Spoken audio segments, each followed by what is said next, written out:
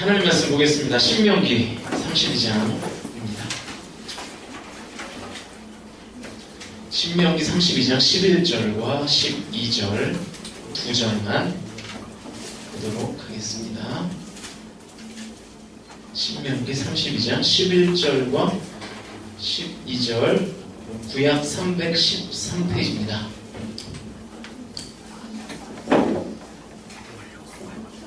신명기 32장 11절과 12절 두 절이니까요. 우리 같이 한 목소리로 읽어보도록 하겠습니다. 시작! 마치 독수리가 자기의 온 자리를 어지럽게 하며 자기의 새끼 위에서 굴러오며 그의 날개를 펴서 새끼를 받으며 그의 날개 위에 그것을 얹는 것 같이 여호와께서 홀로 그를 인도하셨고 그와 함께할 다른 신이 없었도다.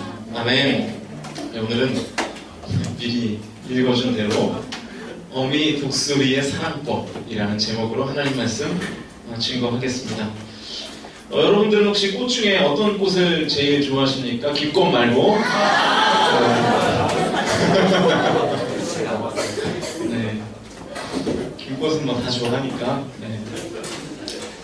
꽃이 왜 좋죠? 김꽃 말고. 네. 꽃이 왜 좋을까요? 네. 이뻐서, 날 닮아서라고 생각하진 않겠죠? 네. 물론 그렇게 믿고 사시는 게 정신건강에 좋겠지만, 어떤 분들은 이게 꽃잎을 닮은 분도 있고, 어떤 분들은 이 줄기를 닮은 분도 있고, 네, 네, 뿌리를 닮은 분도 있고, 이렇게 뭐 다 우리 다 꽃을 닮았잖아요, 그죠? 하나님께서 다 그렇게 닮게 만드신 거니까.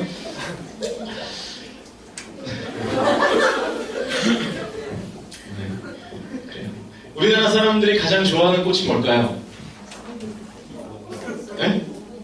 아, 김꽃 그만해, 이제. 네, 상처받지 마, 또. 네. 네? 무궁화. 네. 네? 벚꽃이 그렇게 해도 좋냐. 네, 그죠? 네.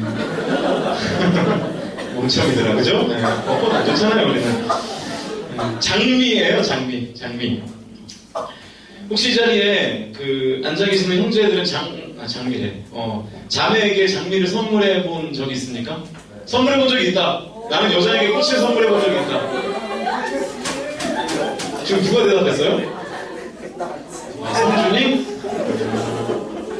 네. 누구한테 해봤어요? 엄마.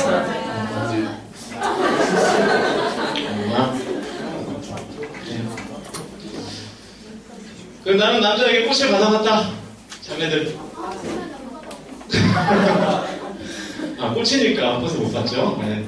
죄송합니다. 네. 이 꽃에는요, 예수님과 맞먹는 능력이 있어요. 이렇게 선물해 보시면 아시겠지만, 예수님은 물을 뭘로 바꾸셨죠? 네, 포도주로. 네, 꽃은 여자의 노를 예스로 바꿀 수 있는 능력이 있는 거를 제가 경험한 건 아니지만, 그런 능력이 있다라고 생각하셔도 될 것 같습니다. 저도 왜 이렇게 자매들이 꽃을 좋아하는지 100% 잘 이해를 못하겠어요. 근데 저에게 어렴풋이 이 꽃의 위력을 깨닫게 한 사건이 있었는데요. 이 진짜 꽃이죠, 진짜 꽃. 진짜 꽃이 그 꽃을 받는 사람을 정말 아름답게 만들어주지 않나, 이런 생각을 갖습니다. 제가 재작년에 저도 어머니네요. 네, 어머니가, 네, 지금 섬기시는 교회에서 이제 명예권사님이 되셔서 이제 임직식을 제가 참석했었어야 됐어요. 그때는 제가 인천에서 사역을 했기 때문에, 부랴부랴 이제 오후 예배를 마치고 임직 예배를 이제 참석하러 갔습니다. 제가 전에 사역하던 교회 한 집사님이 꽃집을 하셨거든요. 그래가지고 제가 미리 이제 부탁을 드렸죠. 이런 행사 때 들고 가야 될 꽃이니까 잘 좀 준비를 해주십시오. 어마어마하게 해오신 거예요. 무슨 그냥 꽃이 무슨 약간 사자 머리만한 이런 꽃을 이렇게 해가지고 막 이제 전사가 달라보니까 이제 준비를 해주셨어요. 그러니까 우리가 흔히 그냥 무슨 이렇게 학교 앞에서 파는 그런 꽃다발이 아니에요. 굉장히 화려한. 네. 하지만 경박하지 않고 굉장히 품격 있는 굉장히 그런 꽃다발을 이제 주셨습니다. 그래서 이제 그 꽃다발을 들고 교회 가서 이제 임직 예배를 드리고 사진을 찍잖아요. 다 끝나면 제가 이제 앞으로 가서 이 꽃을 들고 사진을 찍으시라고 전해드렸더니 옆에 있는 권사님들이 난리가 난 거예요. 제가 볼 때 아무튼 거기에 있는 모든 꽃 중에 최고의 꽃이었어요. 왜냐면 제 돈을 드린 게 아니기 때문에 아무튼 최고의 꽃이었는데 근데 이제 권사님들이 멋있다 예쁘다 그러시면 되는데 그런 말은 절대 안 하시고 야 저거 5만 원 넘게 줬겠다 뭐 이러면서 이제 네, 좋다는 얘기죠. 이쁘다는 얘기죠. 네, 되게 부러워하더라고요. 어머니도 그 꽃을 받으시더니 임직예배 내내 우셨거든요. 참 왜 우신지 모르겠는데 부셨어요. 근데 그 꽃을 받고는 얼굴이 이제 굉장히 환해지시더라고요. 어머니 이제 늙으셨겠죠? 늙으셨는데 이제 화나면서 뭐 주림살 하시지는 않았지만 어차피 굉장히 환해지는. 그때 뭐 장로님들 그 임직도 있었고 그랬는데 제가 볼 때는 그날 주인공이 그 꽃을 들고 있는 어머니처럼 보였습니다. 제 눈에만 그렇게 보였는지 모르겠지만 네.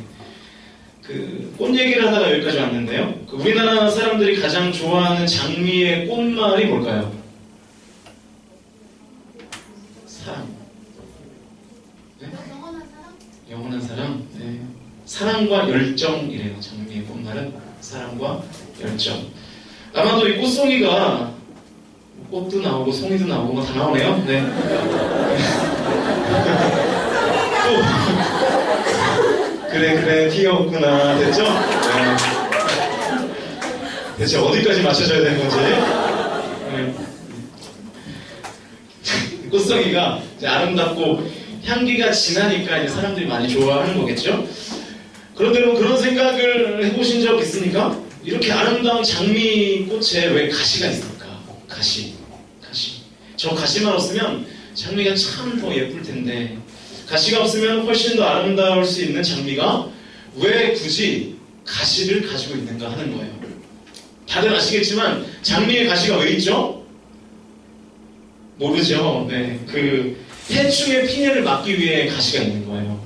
그러니까 식물에 기생하는 해충은 이제 아래서부터 타고 이제 잎사귀로 올라오기 때문에 네, 그 밑에 가시를 이제 달아놔서 이제 거기 찢어죽겠는지는 정확히 모르겠지만 아무튼 그 장치를 이제 미리 해놓는 거죠. 이렇게 해충으로부터 스스로를 보호하기 위해서 장미는 이 줄기가 약간 이 바늘 모양으로 바뀐 거죠. 여러분 우리의 눈에 볼 때는 장미의 가시가 없으면 더 좋을 것 같지만 사실 이 장미의 가시가 없으면 장미 자체가 생존할 수 없는 것이기 때문에 가시가 없으면 더 이상 화려하고 아름다운 사랑과 열정의 장미를 우리는 볼 수가 없는 것입니다. 여러분 장미에게 가시가 있듯이 우리도 삶을 살아가다 보면 인생에 가시들이 생겨요. 네, 한 살 나이들을 먹고 이제 사회에 진출하고 이러다 보면 막 인생에 가시들이 하나하나 생깁니다. 그것이 어떤 때에는 병일 수도 있고요. 가정의 문제일 수도 있고 학교와 직장의 문제일 수도 있고 경제적인 문제일 수도 있습니다. 이런 것들이 사실은 우리 인생에 다 가시가 되는 거죠. 성경은 이런 가시들을 고난이라고 말하기도 하고요. 광야라고 말하기도 합니다.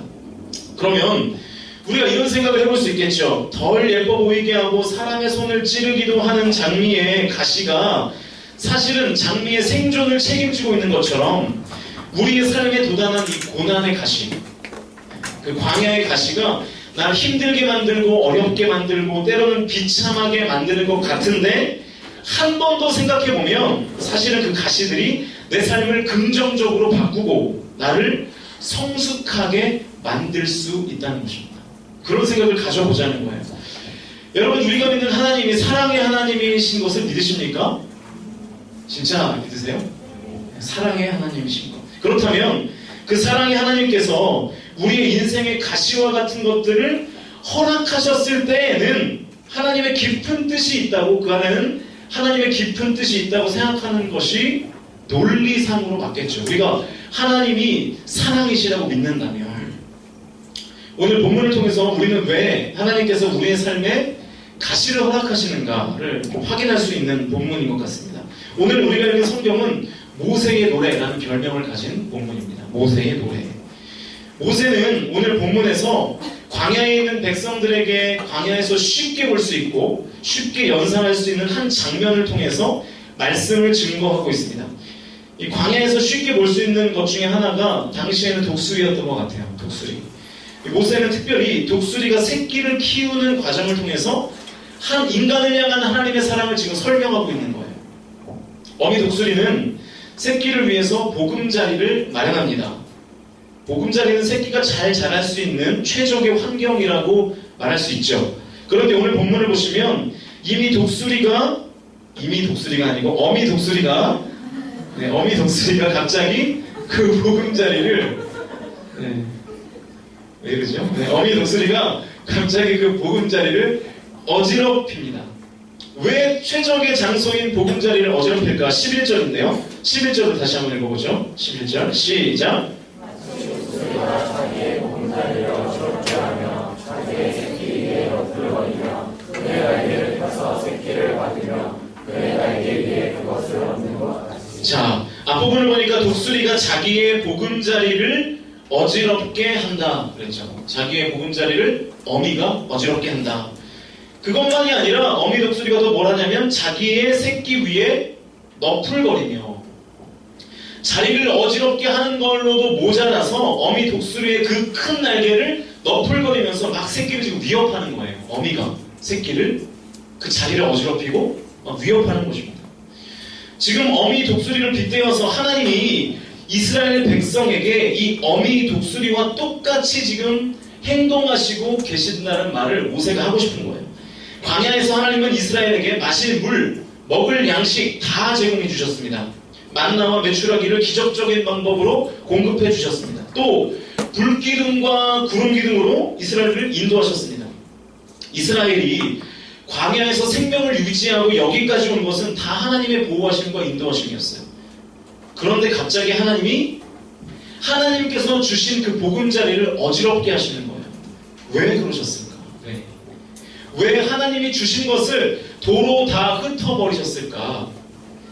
바로 이때의 어미 독수리의 심정을 우리가 이해해야 되는 것입니다. 다시 11절의 말씀으로 가보시면 그 뒷부분에 그의 날개를 펴서 새끼를 받으며 라고 나와 있습니다. 그의 날개를 펴서 새끼를 받으며. 이게 무슨 말이냐면 어미 독수리가 보금자리를 어지럽히고 새끼에게 막 날개짓을 하면서 위협을 하면 새끼가 어떻게 될까요? 그 보금자리에서 어떻게 될까요? 떨어지겠죠. 여러분 보통 새집이 어디에 있습니까?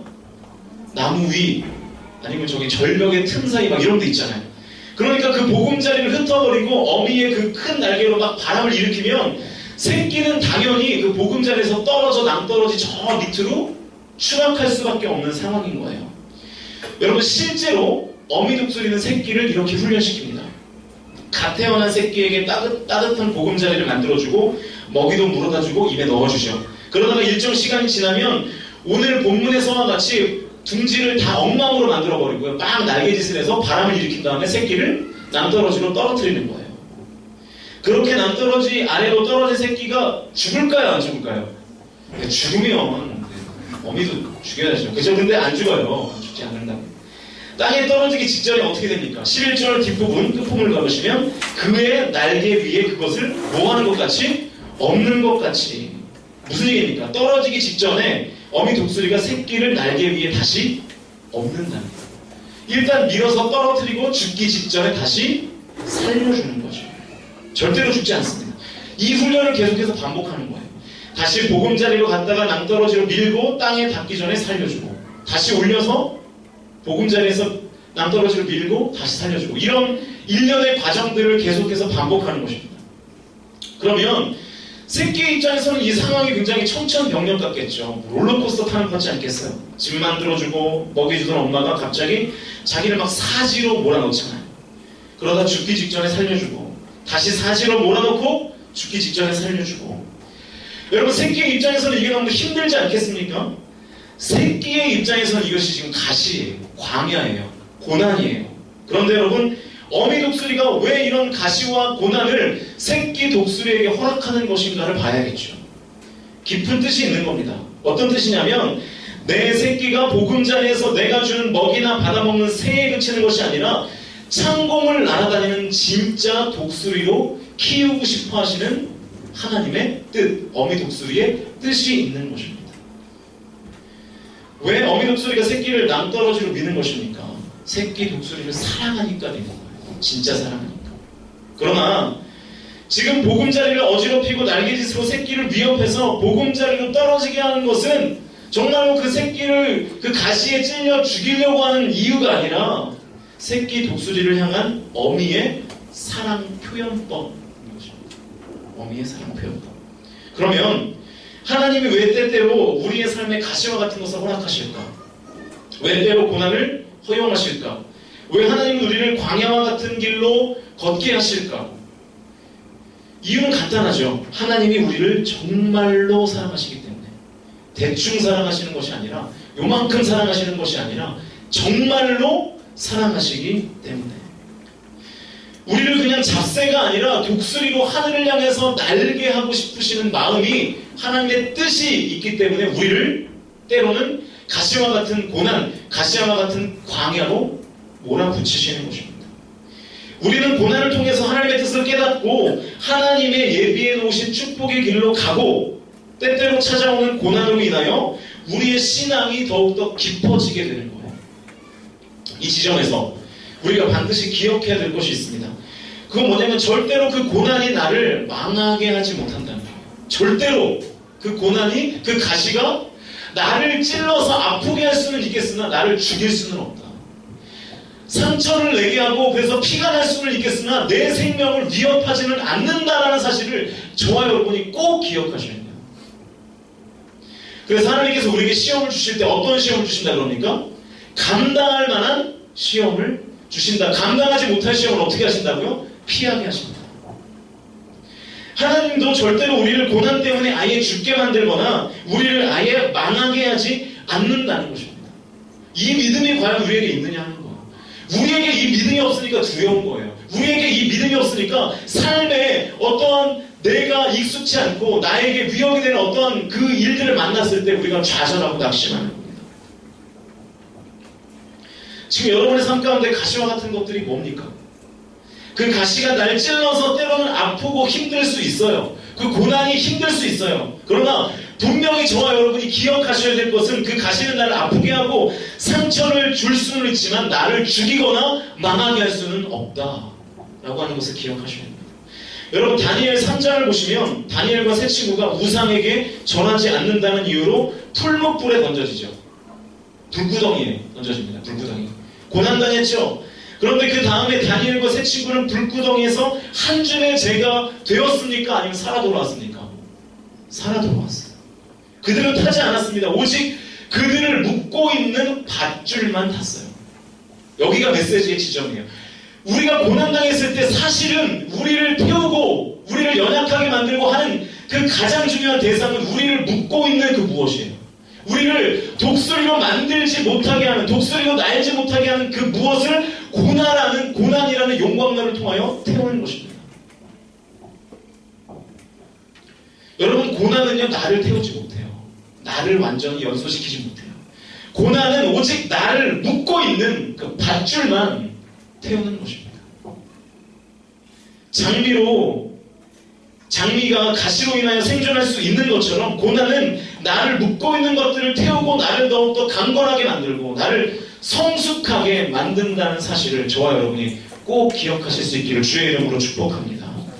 그럼 이제 적용인데요. 내 삶에 가시와 같은 고난이 찾아왔을 때 과연 나는 어떻게 해야 되는가? 먼저 지금 내가 제대로 된 자리에 있는지를 점검하셔야 돼요. 독수리는 둥지가 아니라 천공을 날아야 독수리입니다. 마찬가지로 하나님의 자녀된 저와 여러분이 지금 하나님이 원하시는 자리에 서 있는가 하는 거예요. 내가 하나님이 원하시는 자리에 서 있는가를 고난의 때에 다시 생각해 보셔야 됩니다. 하나님이 원하는 자리에 서 있지 않으면 고난은요, 나에게 유익이 되지 못해요. 그러나 하나님이 원하시는 자리, 하나님이 서기를 원하시는 자리에 서 있는 상태에서 고난을 받으면 그 고난은 오히려 나를 묶고 있는 것을 태우는 능력을 발휘하게 된다는 것입니다. 혹시 여러분 지금 하나님의 자녀로서의 자리에서 떠나고 계시진 않습니까?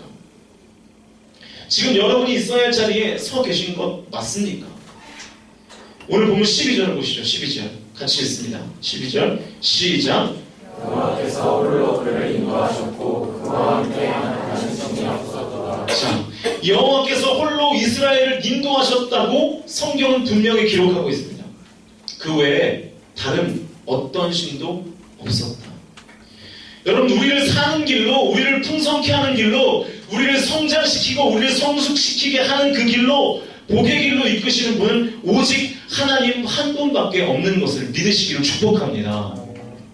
아까 우리가 찬양했죠? 놀라운 주의 사랑. 여러분, 그 찬양의 원 제목이 뭔지 아세요? 영어 찬양인데 아세요? Beautiful One이에요. 원. 아름다운 단 한 분. 아름다운 단 한 분. 그 한 분을 우리가 정말로 제대로 믿고 있느냐 하는 것입니다. 그러므로 하나님에게서 벗어난 부분들이 내 삶 가운데 있다면 그것이 생각이든 마음이든 감정이든 행동이든 하나님의 자리에서 벗어난 다른 것들을 추구하는 일들이 우리 안에 있다면 오늘 이 시간에 그것들을 다 내려놓으실 수 있기를 축복합니다. 하나님의 자녀된 자리로 성도된 자리를 찾아가서 창공에서 날아야 할 우리가 둥지라는 잘못된 자리에 있으니까 하나님께서 고난을 도구로 사용하셔서 우리를 자꾸 창공으로 밀어내시는 거예요. 이제 곧 기도할 텐데 하나님께 이렇게 기도하셨으면 좋겠습니다. 하나님, 하나님만이 내 인생의 주인이시고 날 인도하시는 분이신데 제가 지금 하나님으로부터 멀어지고 있는 부분이 무엇입니까? 그 부분이 있다면 깨닫게 하셔서 다시 주님이 원하시는 그 자리에 설 수 있도록 인도해달라고 기도하셔야 됩니다.